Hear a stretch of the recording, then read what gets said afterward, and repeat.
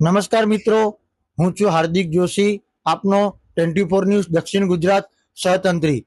મિત્રો, આપ સૌ બધા મજામાં હશો, હું પણ મજામાં છું.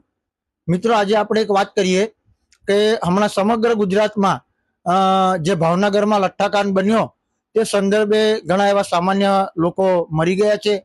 તે લોકોની આત્માને શાંતિ આપે ભગવાન, એવી હું પ્રાર્થના કરું છું.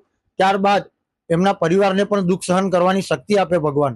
હવે હું વાત કરું છું કે આપણા ગુજરાત રાજ્યમાં ઉપમુખ્યમંત્રી અને ગૃહ રાજ્ય મંત્રી એવા શ્રી હર્ષભાઈ સંઘવી દ્વારા સમગ્ર ગુજરાતમાં એવું એલાન કરવામાં આવ્યું કે જે વિસ્તારમાં દારૂ મળશે એ વિસ્તારના પીઆઈ સાહેબ અને પીએસઆઈ સાહેબને સસ્પેન્ડ કરવામાં આવશે.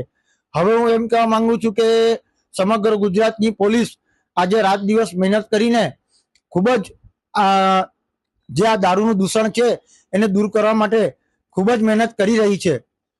ત્યારે તાપી જિલ્લાની પોલીસ પણ ખૂબ જ મહેનત કરી રહી છે. પણ ક્યાંક ને ક્યાંક એવા સમાચાર પણ અમારી પાસે આવી રહ્યા છે કે તાપી જિલ્લામાં દારૂબંધી હજી સુધી વ્યવસ્થિત થઈ નથી.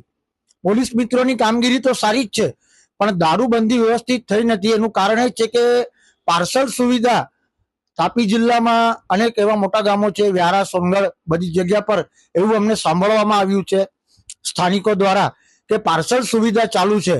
તો હવે હું આ પોલીસ તંત્રને એટલી વિનંતી કરવા માંગુ છું કે તમે આટલું સારું કામ કર્યું છે તો હજુ એક ડગલું આગળ ભરીને આ પાર્સલ સુવિધા પણ બંધ કરાવો અને જે કોઈ પણ હોય એના પર કાયદાકીય રીતે પગલાં ભરો, એવી અમારી નમ્ર વિનંતી છે.